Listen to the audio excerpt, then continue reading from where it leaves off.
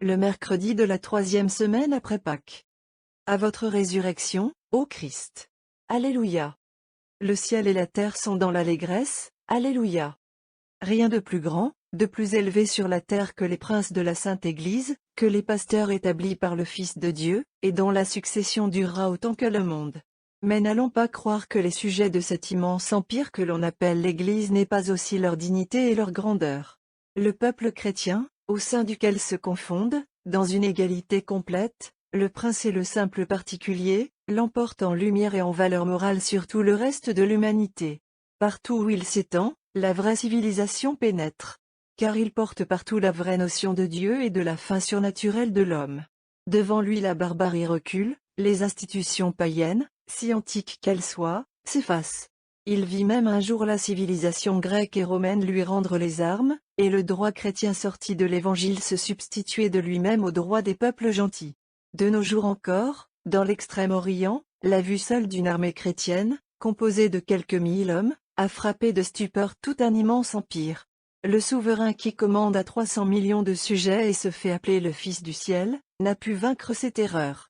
Sans essayer la moindre résistance, il a fui honteusement sa capitale et ses palais. Sous les mêmes cieux, d'autres faits plus nouveaux ont également montré la supériorité que le baptême imprime ainsi aux races chrétiennes.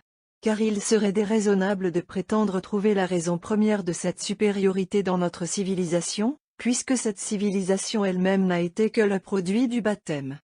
Mais si la grandeur du peuple chrétien est telle, qu'elle exerce son prestige extérieur jusque sur les infidèles eux-mêmes, que dirons-nous de celle que la foi nous révèle en lui? L'apôtre Saint Pierre, le pasteur universel entre les mains duquel nous venons de voir le divin pasteur déposer les clés, définit ainsi le noble troupeau qu'il est chargé de paître. Vous êtes, leur dit-il, la race choisie, le sacerdoce royal, la nation sainte, le peuple acquis, chargé de publier les grandeurs de celui qui vous a appelé du sein des ténèbres à son admirable lumière. 1. C'est en effet au sein de ce peuple que se conserve la vérité divine. Et elle ne saurait s'éteindre chez lui. Lorsque l'autorité enseignante doit proclamer, dans son infaillibilité, une décision solennelle en matière de doctrine, elle fait d'abord appel à la foi du peuple chrétien, et la sentence déclare inviolable ce qui a été cru en tout lieu, en tout temps, et par tous. 2. Chez le peuple chrétien réside ce principe admirable de fraternité des intelligences, le plus sublime phénomène qui Pètre 2, 9. -2. Vincent. Lyrin. Commonitorium. Soit sous le ciel, en vertu duquel vous retrouvez la même croyance chez les races les plus diverses, fussent-elles même hostiles les unes à l'égard des autres. Sous le rapport de la foi, sous celui de la soumission au pasteur, il n'y a qu'un seul peuple. Au sein de ce peuple fleurissent les vertus les plus complètes, quelquefois les plus héroïques. Car il est le dépositaire, pour une large part, de l'élément de sainteté que Jésus a versé par sa grâce dans la nature humaine. Voyez aussi avec quel amour le pastorat le protège et l'honore. À tous les degrés de la sainte hiérarchie est attaché le devoir de donner sa vie pour le troupeau. Ce sacrifice du pasteur à ses brebis n'est pas même un héroïsme, il est un devoir strict. Honte et malédiction au pasteur qui recule. Le Rédempteur le flétrit du nom de mercenaire. Mais aussi, qu'elle est belle, et qu'elle est innombrable, cette armée de pasteurs qui, depuis 18 siècles, ont donné leur vie pour le troupeau. Il n'est pas une page des annales de l'Église où leurs noms ne resplendissent, depuis celui de Pierre crucifié comme son maître, jusqu'à ceux de ces évêques de la Cochinchine, du Tonkin et de la Corée, dont les récents martyrs sont venus nous avertir que le pasteur n'a pas cessé de se considérer comme victime pour le troupeau. Aussi voyons-nous qu'avant de confier ses agneaux et ses brebis à Pierre, Jésus veut avant tout s'assurer s'il aime plus que les autres. Si Pierre aime son maître, il aimera les brebis de son maître, et il saura les aimer jusqu'à donner sa vie pour elles. C'est l'avertissement que lui donne le Sauveur qui, après lui avoir confié son troupeau tout entier, termine en lui prédisant le martyre. Heureux peuple que celui dont les chefs n'exercent la puissance qu'à la condition d'être prêts à répandre pour lui tout leur sang. Avec quel respect, quelle considération, les pasteurs traitent ces brebis de leur maître. Que l'une d'elles vienne à retracer dans sa vie les caractères qui dénotent la sainteté, au point de mériter d'être proposée à la société chrétienne comme modèle et comme intercesseur. Vous verrez alors non seulement le prêtre dont la parole appelle le Fils de Dieu sur l'autel, Non seulement l'évêque dont les mains sacrées tiennent le bâton pastoral, mais le vicaire du Christ lui-même, humblement agenouillé devant le tombeau ou l'image du serviteur ou de la servante de Dieu, si humble qu'ait été son rang, si faible qu'ait été son sexe sur la terre.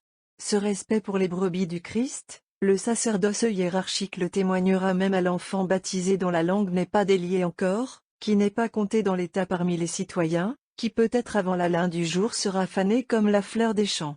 Le pasteur reconnaît en lui un membre digne d'honneur de ce corps de Jésus-Christ qui est l'Église, un être comblé de dons sublimes qui font de lui l'objet des complaisances du ciel et la bénédiction de tous ceux qui l'entourent. Lorsque le temple saint réunit l'assemblée des fidèles, et que l'encens a fumé sur l'oblation sainte et autour de l'autel, le célébrant qui offre le sacrifice reçoit l'hommage de ce parfum mystérieux qui honore en lui le représentant du Christ.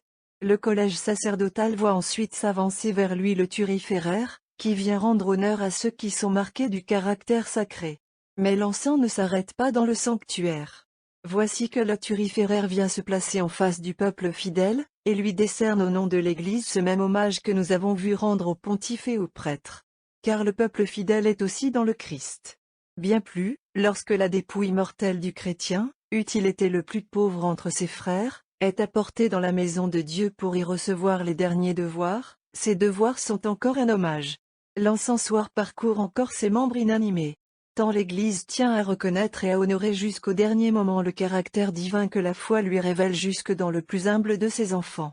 Au peuple chrétien, qu'il est juste de dire de toi, et à plus forte raison, ce que Moïse disait de son Israël, non, il n'est pas de nation si grande et si comblée d'honneur. 1, 2, 4, 7.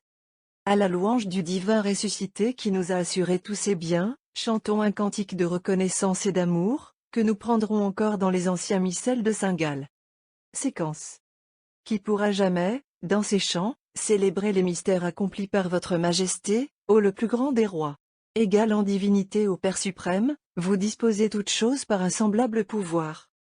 Ce monde n'existait pas encore, et déjà au sein du Père, vous étiez cette sagesse par qui toutes choses ont été laites, et dont rend témoignage ce triple univers.